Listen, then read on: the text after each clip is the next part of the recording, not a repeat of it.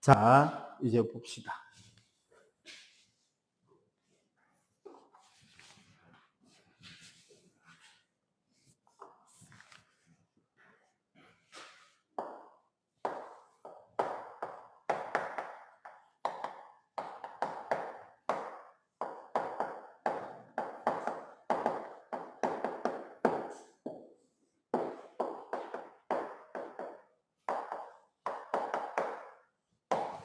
자, 우리 인간이 살아가는데, 생명이 살아가고 인간이 살아가는데 가장 큰 영향을 주는 걸 세 가지를 뽑자면, 광합성이 있고요. 화석 연료의 연소가 있고요. 세 번째는 철의 재련이 있어요.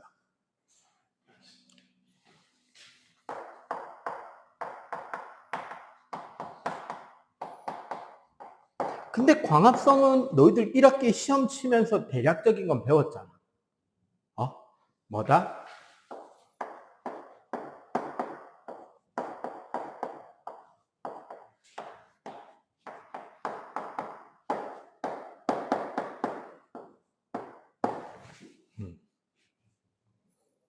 광합성의 가장 중요한 의의는 뭐냐면 간단하게 줄여서 말하자면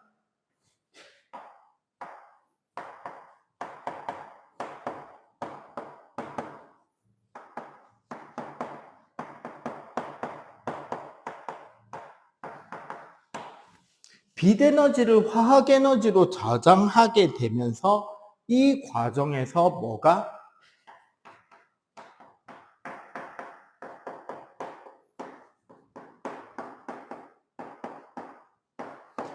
무기물을 우리가 에너지로 쓸 수 있는 유기물로 합성이 되는 것이 광합성이다. 그죠? 두 번째는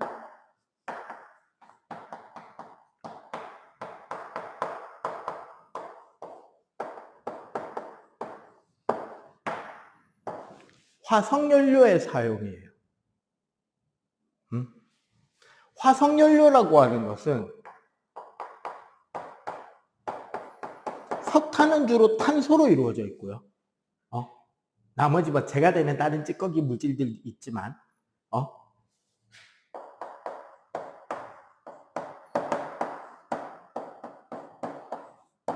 석유, 우리 석유 성분은 C와 H가 중심으로 이루어져 있다고 보셔도 돼요.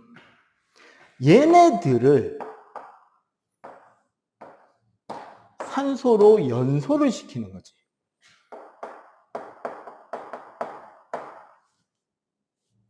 하면은 탄소 때문에 뭐가 생기고 이산화탄소가 생기고 수소 때문에 뭐가 생긴다? 수증기가 만들어진다는 거지. 뭐 그 외에 뭐 매연이나 재가 넣는 거. 세 번째,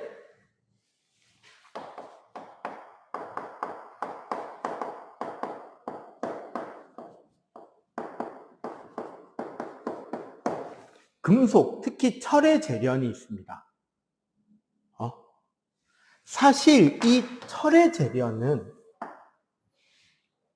화석연료의 사용, 이거 이제 특히 석탄의 사용에 큰 도움을 받기도 했어요.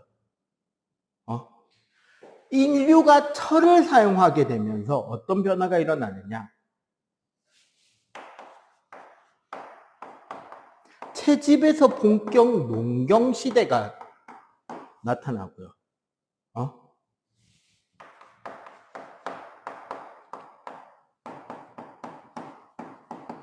시족 사회가 국가로의 변화가 일어나요. 사회적으로 보더라도.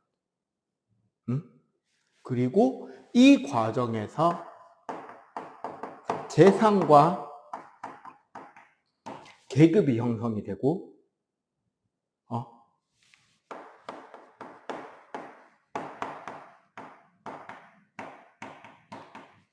군대와 법령이 만들어지게 돼요.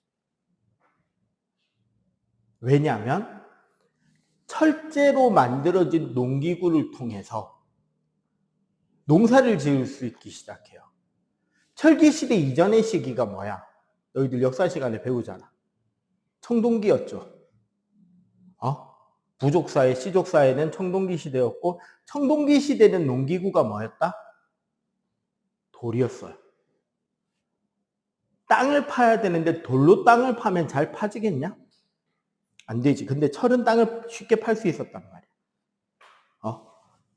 이 과정으로 충분히 많은 농사 생산물이 만들어지고, 따라서 모든 노동력이 다 농사에 매달릴 필요가 없어지고, 그러니까 전문 전투병이 생기는 거고, 생산을 하지 않아도 되는, 그들이 다른 부족, 다른 집단을 쳐들어가서 노획해오고 뺏어오고 노예로 잡아오고 재산이 생기고 계급이 생기고, 그 과정에서 그거를 지키기 위한 국가가 형성해요.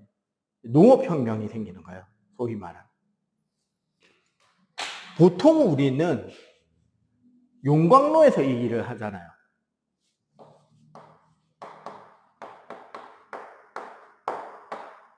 용광로에 넣는 게 뭐를 넣냐면, 첫 번째가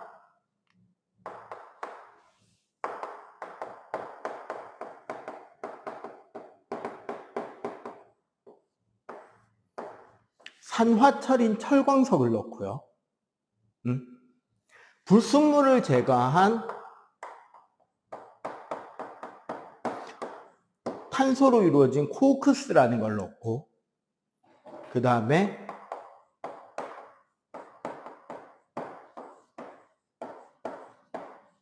석회석이 들어갑니다. 용광로 안에는. 그럼 이 안에서 어떤 일이 생기느냐?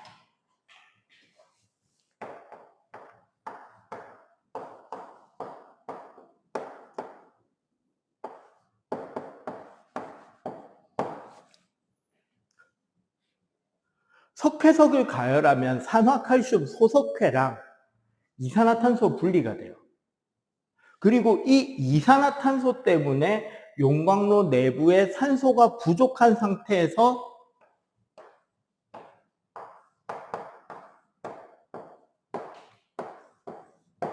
일산화탄소가 만들어져요. 환원성 기체인 일산화탄소가 만들어지고, 얘 때문에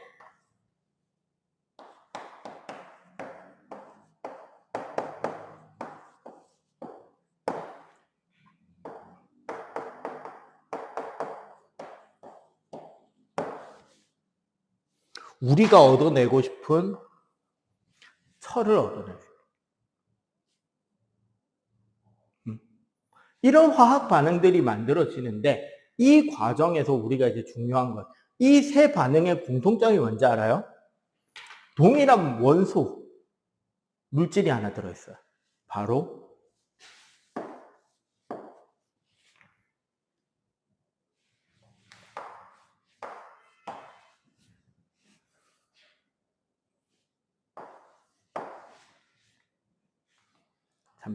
산소가 들어있다는 거죠. 잠시만.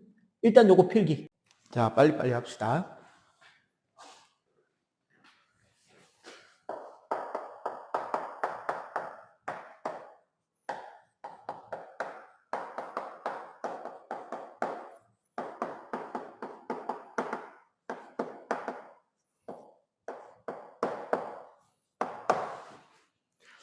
그래서 결국 공기 중에서도 따지고 보면 질소를 빼고 제일 많은 원소 중에 하나가 산소잖아. 그지?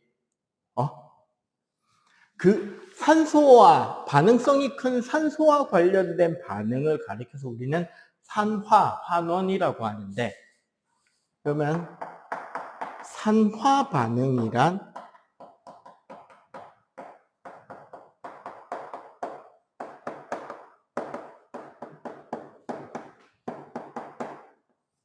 어떤 물질, 어떤 원소가 산소와 화학적 결합을 하게 되는 반응을 산화라 그래.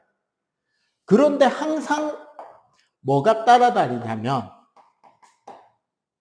환원이 있어요. 뭐냐면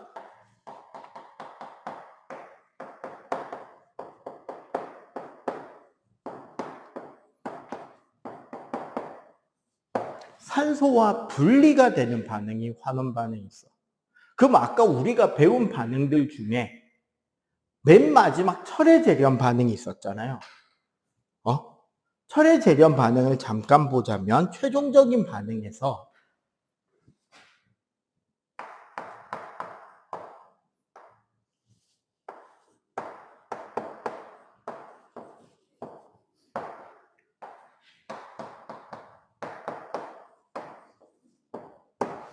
요 변화를 잘 봐. 산화철이 순수한 철이 되는 반응은 뭐다?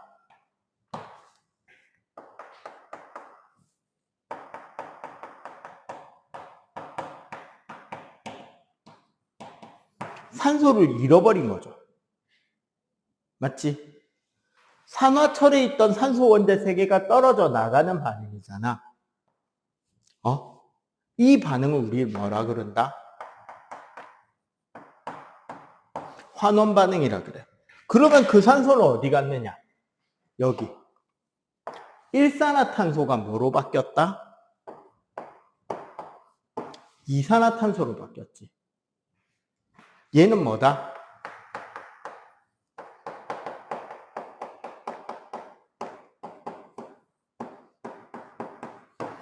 산소를 얻은 반응이죠. 즉 이렇게 산화 반응과 환원 반응은 어떻게 일어난다? 기본적으로 항상 동시에 일어난다. 선생님, 그러면 아까 우리 화석연료의 반응에서 탄소가 산소와 결합해서 이산화탄소가 되는 건 이거 산화만 있는 거 아니에요 싶잖아. 그지? 따지고 보면 뭐다? 탄소가 얘는 산화가 맞잖아. 그지? 근데 잘 생각해 보면 얘가 환원이 돼. 왜? 분자 구조 생각해 봐.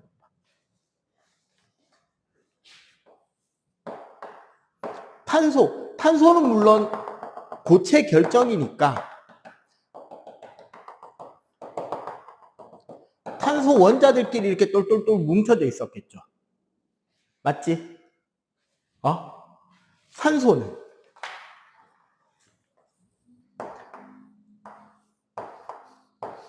산소 원자끼리 이중결합이 분자로 돼 있었을 거 아니야. 맞죠? 요 둘이 결합을 해서 만들어지는 게 뭐야? 탄소 원자에 산소 원자가 양쪽으로 붙어 있는 얘가 뭐다? CO2잖아. 얘는 여기로 가고 얘는 여기로 가고 얘는 얘를 잃었고 얘는 얘를 잃었네. 떨어졌잖아. 그지? 그러니까 탄소가 산화되었고 산소는 환원되었다라고 이야기를 할 수가 있다는 거죠. 오케이? 일단 요거도 빨리 필기. 오늘 필기는 짧게 계속 끊어서 갈게요. 이 산화환원 개념이 조금 더 확장이 되면 뭐가 되냐면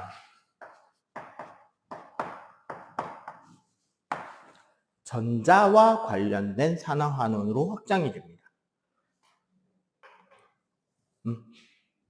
즉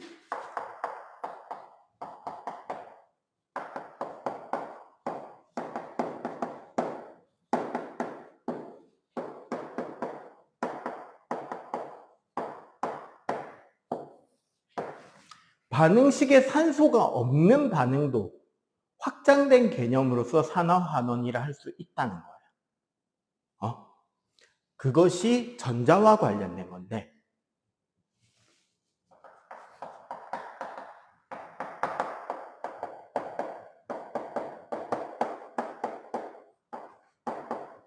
반응하는 과정에 그 원자가 전자를 잃어버리게 되면 산화 반응을 한 겁니다.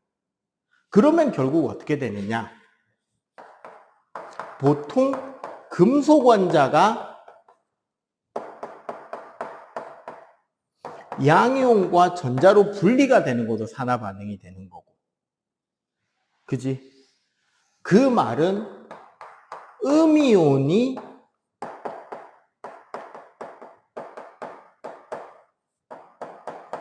비금속 원소와 전자로 분리가 되는 것도 산화 반응에 속한다는 거예요. 즉, 기본적으로 금속이라는 원소들의 특징은 뭐 하고 싶어 한다? 산화하고 싶어 한다. 오케이? 그러면 여기서 환원은 뭐가 된다?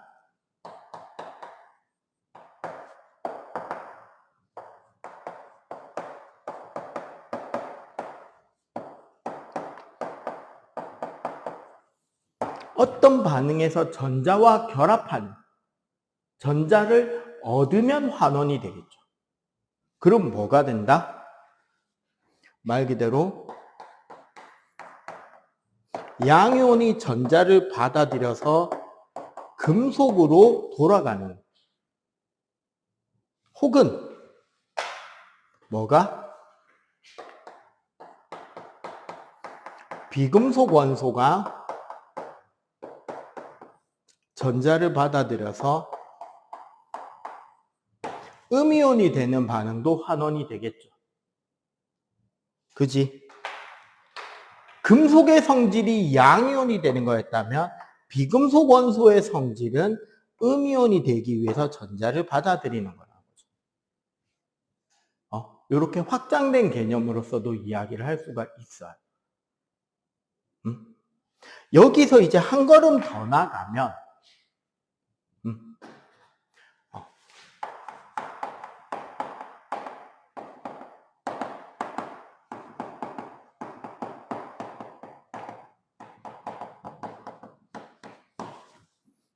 옛날에 화학원이라고 부르던, 현재 우리가 화학이라고 부르는 고2 과정에 가면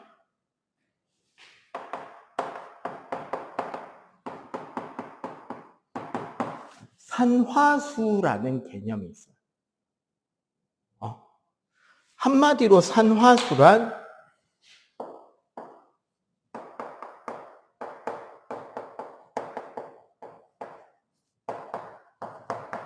중성 원자 상태에서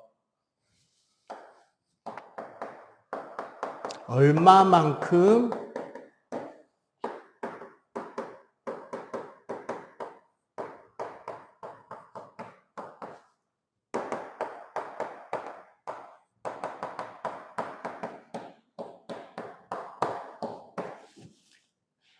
전자를 얻거나 전자를 잃었는지를 표시하는 게 산화수라는 개념이 있어. 그래서 뭘 할 거냐? 산화수라는 것을 계산하는 방법을 익히고 이 산화수를 토대로 화학 반응식에서 얼마만큼 산화되었나, 얼마만큼 환원되었나를 따져보는 겁니다. 오케이? 일단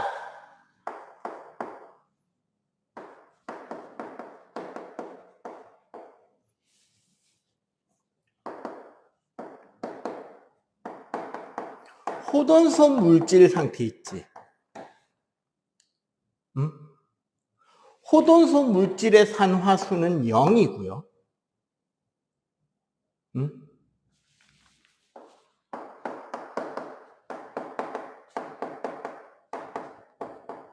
화합물은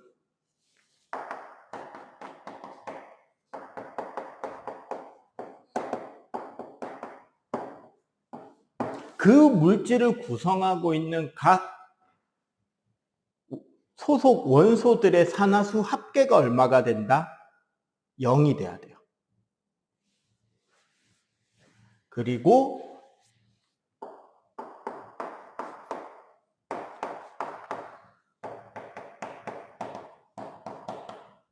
이온으로 되어 있는 입자들 있잖아.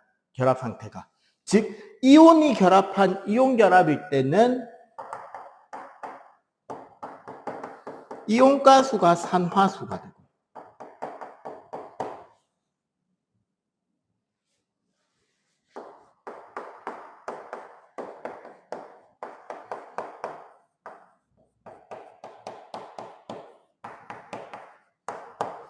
분자일 때, 공유결합일 때 있지.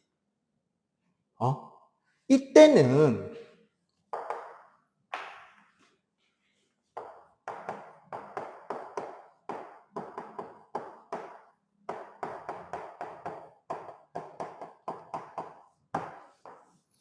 전기 음성도라 그래서 공유결합을 했을 때 그 공유 전자쌍을 자기 쪽으로 당겨오는 힘의 크기를 표시하는 게 있어요.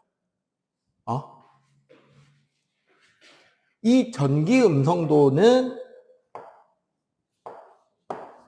네가 이제 어차피 고등학교 화원 배우러 갈 거 아니야. 그때 가면 이제 배우게 될 건데,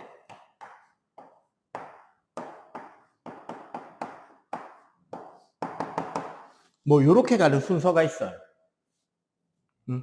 F, O, Cl하고 N이 동급 뭐 이렇게 해서 점점점 가는데, 원소들이 가지는 비금속성을 의미합니다.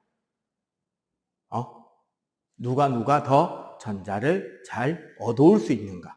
주기율표 기준으로 18쪽을 제외하고 오른쪽으로 갈수록 커지고 위로 갈수록 커져요. 그러니까 플로린이 1등, 산소가 2등이야.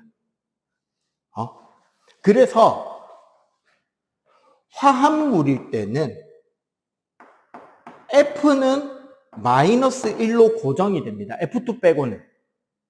그리고 산소는 마이너스 2가 기본인데, 따져볼 게 뭐가 있냐면요. 첫 번째, OF2가 되면, 우리 H2O 말고 OF2일 때는 F가 먼저 마이너스가 돼야 되잖아. 맞지? 이때는 플러스 2가 됩니다. 어쩔 수 없죠. F한테 전자를 뺏겨야 되니까. 공유 전자쌍이 누가 더 세게 가져간다? 산소다, F다? F가 더 세잖아.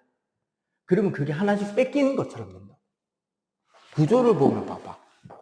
산소가 자기 전자들이 요렇게 있고, 그지? 플로린이 여기 공유 전자 주고 여기 남은 전자 6개. 플로린 여기 전자 주고 남은 전자 6개를 가지는데, 문제는 이 공유 전자쌍의 위치가 한가운데가 아니잖아. 누가 더 세다? 플로린이 더 세겠지.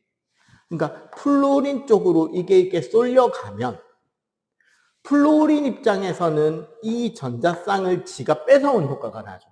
그러니까 마이너스 1, 마이너스 1이 되는 거야. 그러면 산소는 전자 몇 개 뺏긴 상태야? 2개 뺏긴 상태지. 물론 공유 결합 중이긴 한데 힘이 좀 더 센 놈이 가져갈 거 아니야. 혹시 형이나 동생 있어? 남동생? 형이나 남동생? 없어? 만약에 있다고 치고 니랑 니 남동생이 추석날 받은 용돈으로, 아니 혹은 설날 때 받은 세뱃돈으로 요즘 애들 로드 자전거 유행하던데 자전거를 샀어. 니 용돈 절반, 니 동생 용돈 절반으로 로드 자전거를 샀어. 살 때는 분명 같이 나눠 타기로 하고 사겠지. 그때부터 누구 거야, 그 자전거는? 니 거죠. 무슨 느낌인지 알겠지? 우리 공유 결합하기로 했지만 플로린 거잖아, 이거는. 그럼 얘는 2개를 뺏겼으니까 플러스 2가 된다, 이 느낌이에요. 오케이? 그리고 우리 과산화물이라고 있어요.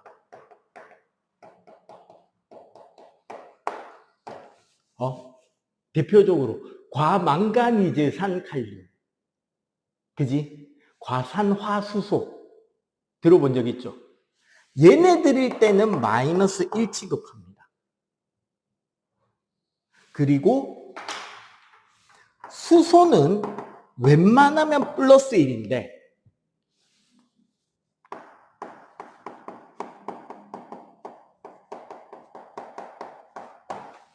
알칼리 수소가 있어요. 이건 뭐냐면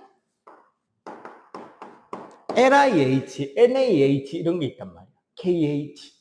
알칼리 금속이랑 수소가 결합할 수 있어. 이러면은 얘가 플러스 1을 가져갈 거 아니야. 전자 버리는 힘은 알칼리 금속이 더 세니까, 그지? 그때 이 수소는 얼마가 된다?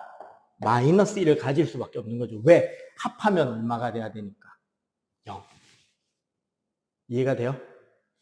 해가지고 요 정도 외에 나머지는 위의 규칙대로 끼워 맞추면 화학 반응식에서 각 원소의 산화수를 하나하나 찾을 수 있어요. 자, 요거 하나만 더 그려볼까? 과산화물이 왜 마이너스 1이 되느냐? 우리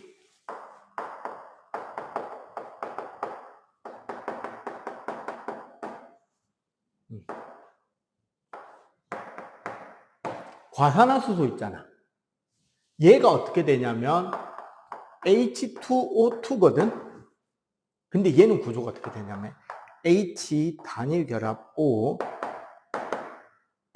단일 결합 O 단일 결합 H란 말이야. 구조가 이렇게 생겼어. 그럼 어떻게 되느냐? 봐봐. 여기 공유 전자쌍은 산소가 가져가죠. 여기 공유 전자쌍도 산소가 가져가지.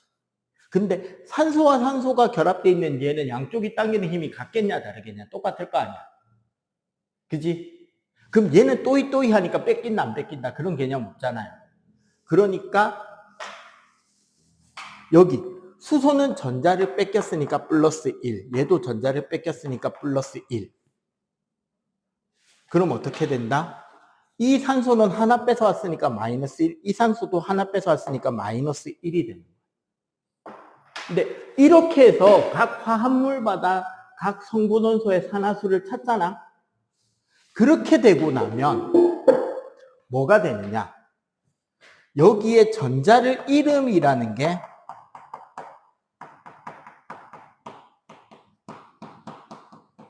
산화수가 플러스로 증가하는 거예요. 증가한다는 건 플러스 방향으로 간다는 거예요. 전자를 얻으면 어떻게 된다?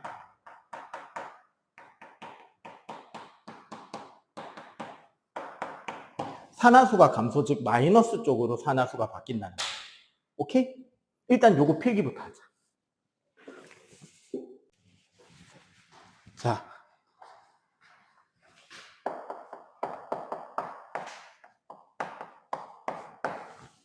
산과 염기. 그 5단원 있었죠. 식물과 에너지 그 광합성 호흡 단원. 중간에 쳤냐, 기말에 쳤냐? 기말에 쳤죠. 최근에 쳤지. 거기에 지시약 나왔던 거 기억해? 호흡하고 광합성 할 때 BTB 색깔잖아. 그거랑 관련된 단원이라고 생각하시면 돼요. 우리가 산이라는 것은 통합과학 레벨로만 따지면 아레니우스의 정의를 이야기합니다. 산과 염기에 대해서 아레니우스라는 학자는 수용액에서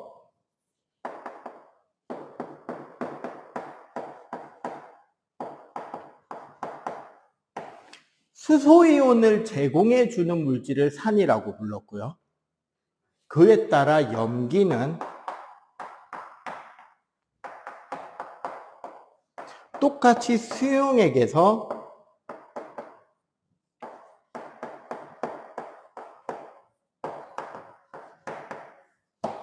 수산화이온을 제공해 주는 녀석을 염기라고 불렀어요. 그러니까 가장 대표적으로 이런 거야.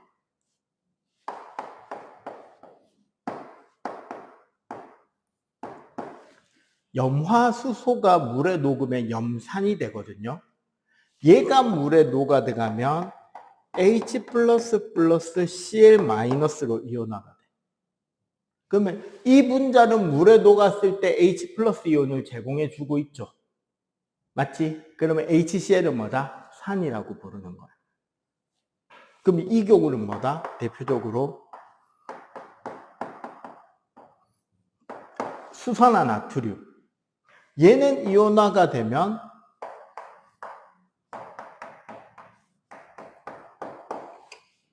이렇게 이온화가 된단 말이야. 그래서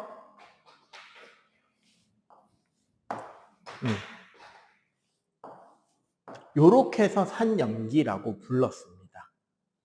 그런데 이 경우 무슨 문제가 생기냐면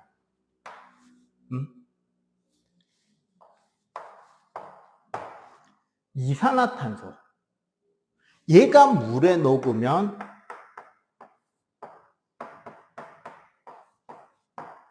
우리가 탄산이라는 물질이 되거든. 얘는 다시 이온화가 되면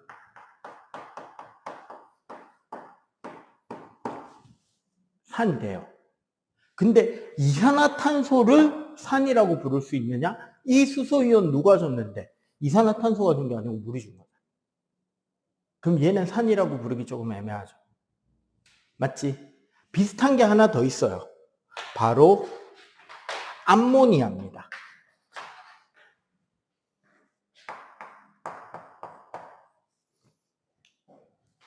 수용액에서 OH를 제공해야 염기라 그랬잖아. 근데 OH가 있어 없어? 암모니아에는 없죠. 얘가 물에 녹으면 수산화 암모늄, 이게 암모니아수가 돼요. 얘가 되고 얘는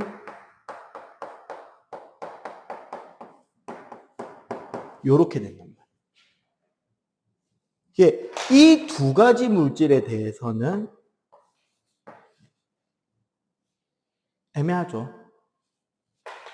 얘가 암모니아수.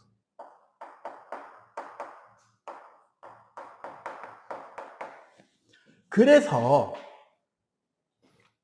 좀 더 확장된 개념의 산염기가 필요하게 되고,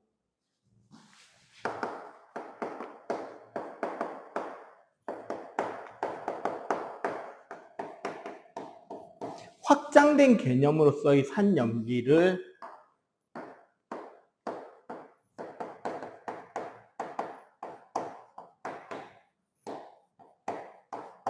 브랜스테드 로우리의 산염기라고. 이거는 아레니우스 산염기. 원래 통과는 이것만 이야기하는 게 맞아. 근데 통과에 얘가 나온단 말이야. 그래서 요거까지 하는 거야. 그래서 이건 통과에 안 나옵니다. 심화요. 브랜스테드 로우리의 산염기 개념은 어떻게 바뀌느냐? 산은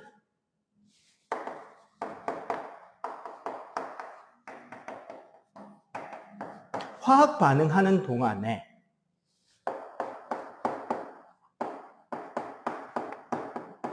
양성자거든요. 사실 수소이온이. 맞지? 양성자를 남에게 줄 수 있는 물질을 산. 그러면 염기는 화학 반응 시. 자, 시작구가 좀 다르죠. 여기는 시작구가 뭐였어? 수용액에서 이야기를 하고 있는데 브랜스테드 로우리 반응에서는 그냥 화학 반응이 일어나는 동안으로 바뀌었지. 여기서는 이제 뭐다? OH- 이온을 이야기하는 게 아니라 H+, 즉 양성자를 받아들이는 물질을 염기라고 하기로 했다. 그럼 요 반응에서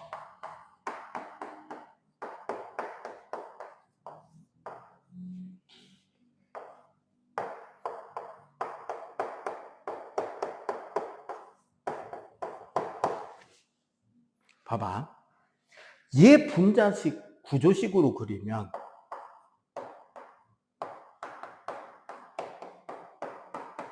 요렇게 생겼거든. 얘는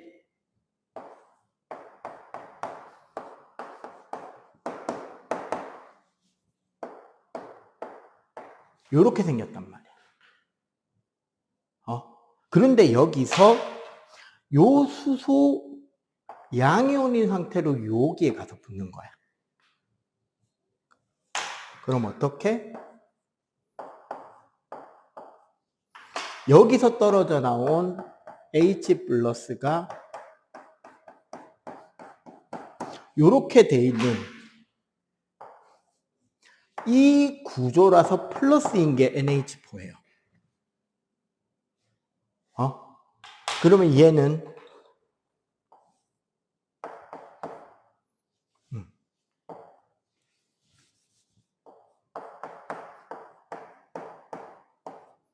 얘가 떨어져 나갈 때 전자쌍 두고 나갔잖아. 그러니까 그대로 남아서 여기서 마이너스 1이 생긴다. 그래서 이 전체가 마이너스인 게 OH 마이너스. 이해가 돼요? 그래서 얘가 브랜스테드 로우리의 산. 이 반응에선 얘가 산으로 작용한 거지. 수소이온을 줬으니까. 얘는 수소이온을 받아들이니까 뭐가 된다? 염기가 된다. 이 반응이 만약에 역반응이 일어날 때 얘가 이제는 요거를 다시 원래 자리로 돌려줘야 될 거 아니야. 그래서 얘를 짝산, 얘를 짝염기라고 부릅니다. 요게 이제 산과 염기의 기본 정의가 되는 거예요. 오케이? 일단 요거 필기. 그리고 산성, 염기성, 중화반응 설명할게요. 자.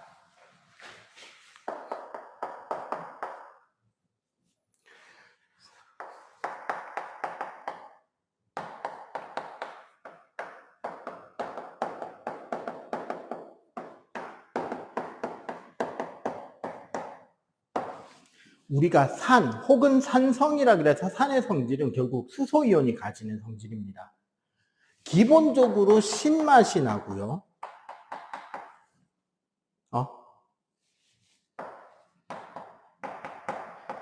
금속이 산과 반응하면 수소기체가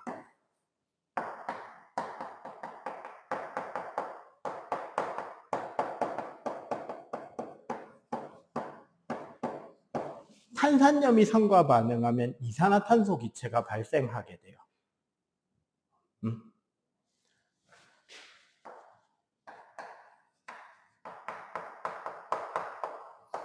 공유결합이 이루어진 분자이지만 수용액에서 이온이 되기 때문에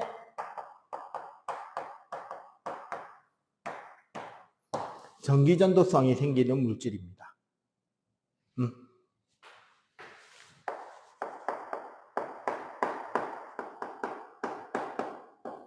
염기의 성질을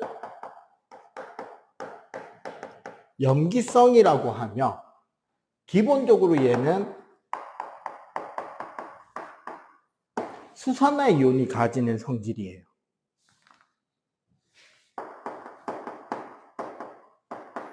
쓴맛이 나는 게 좀 특징이고요. 그래서 먹으면 안 돼. 기본적으로. 왜냐하면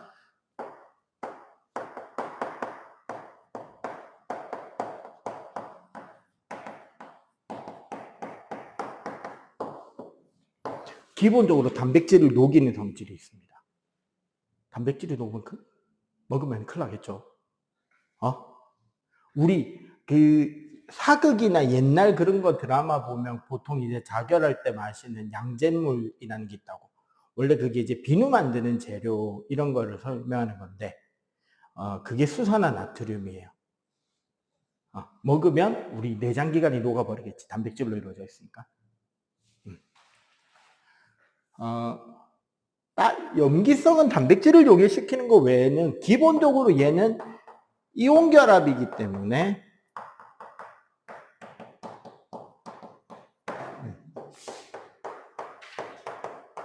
액체 상태와 수용액 상태 모두 뭐가 생긴다?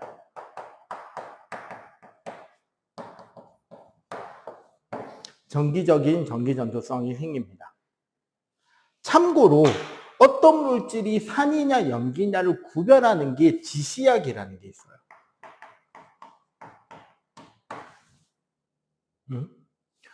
자, 지시약의 색깔은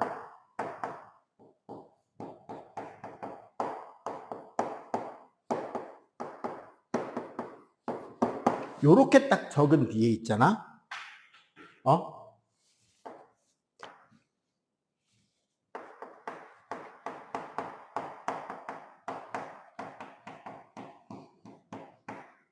페놀프탈레인 용액은 산성과 중성일 때는 색깔이 투명하고 염기성일 때 빨간색이 되는 게 특징이에요.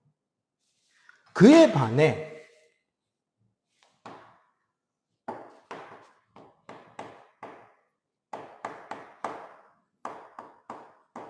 메틸오렌지라는 지시약이 있는데 얘는 산성일 때만 빨간색이고 요거 두 개는 거의 노랑으로 보입니다. 그러면 페놀프탈레인은 염기성을 검출할 때 쓰는 시약으로 쓰면 좋겠죠. 메틸오렌지는 산성인 걸 확인하기 위한 시약으로 쓰면 되겠지. 일반적으로 가장 널리 쓰는 시약이 뭐다? BTB는 산성일 때 노랑, 중성일 때 초록, 염기성일 때 파랑이 돼요.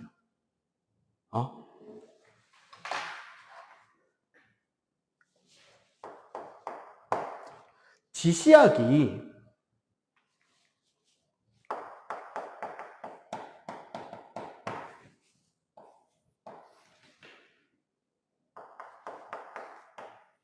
수용액에 있는 H 플러스 이온 농도에 따라 지시약의 어떤 물질이 수소와 결합했느냐와 수소 없이 존재하느냐에서 색의 차이가 나는 물질들을 우리는 지시약이라고 합니다.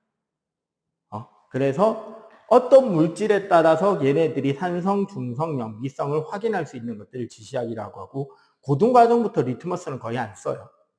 오케이? 자, 중화반응 마지막 한 7, 8만 설명 가면 되니까 빨리 정리.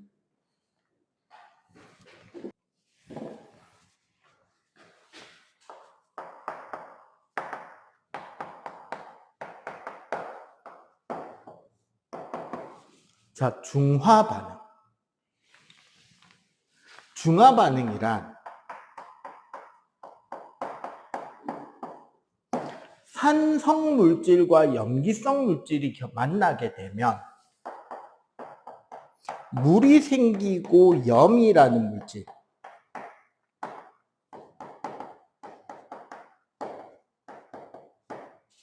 이온 화합물이 생기고 기본적으로 중화반응은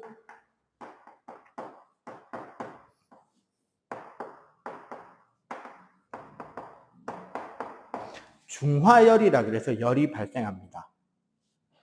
즉, 이 실험에 알짜 반응은 H 플러스 이온과 OH 마이너스 이온이 H2O가 되고 이 과정에서 중화반응에 의한 반응열이 생겨나는 거예요. 그러면 결국 어떻게 되느냐? 우리가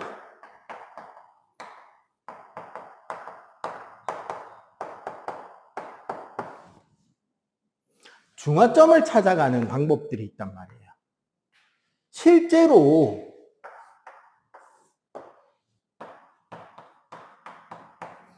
일정량의 산 혹은 염기에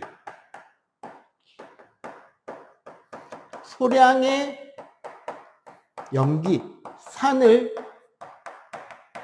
지속적으로 투입하잖아. 그러면 어떻게 되냐면 여기가 중성이 되는 중화점이라고 할 때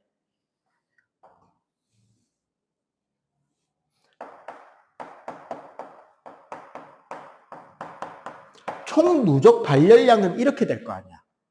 맞지? 그런데 실제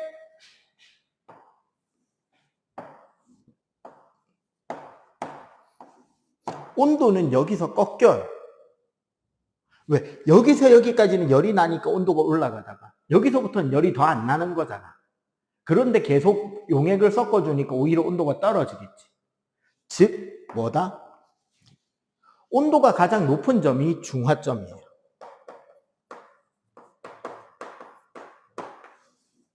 딱 용액이 중성이 되는 거. 하나 더가 뭐냐면 똑같은 이 실험을 한다고 할 때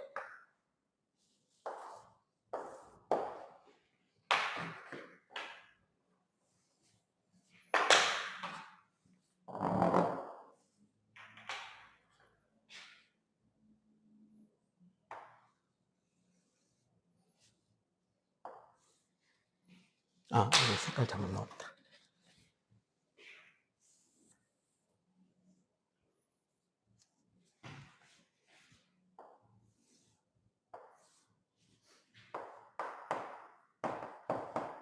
용액에 녹아있는 전체 이온수는 이렇게 되거든.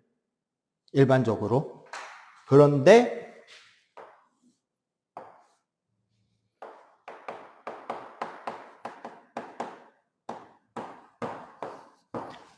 아까 산이든 염기든 수용액에서 전기전도도는 있다고 그랬잖아. 근데 전기전도도가 어떤 점? 가장 낮은 점이 뭐가 된다? 중화점이 됩니다.